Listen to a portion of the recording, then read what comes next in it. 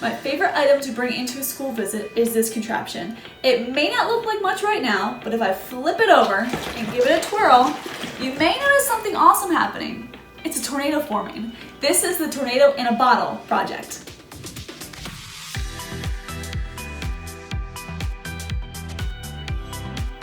This experiment is super simple. All you're going to need are 2 bottles, whether they are this large soda size or 2 small water bottles. You also are going to need water. This is what's going to help make your tornado.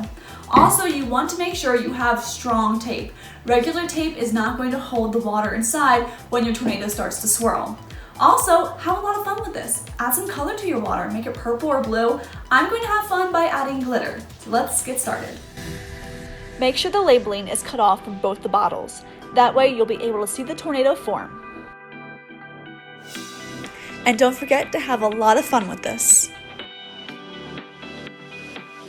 Fill 1 bottle with water. Half full should be good. And then do not turn this bottle over just yet. Get the tape ready, you'll need a lot of it.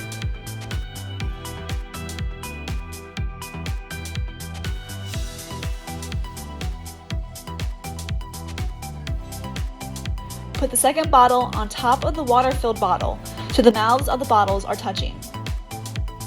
Carefully tape the mouths of the bottles together. Tape it as tight as you can. You don't want any of the water to leak out.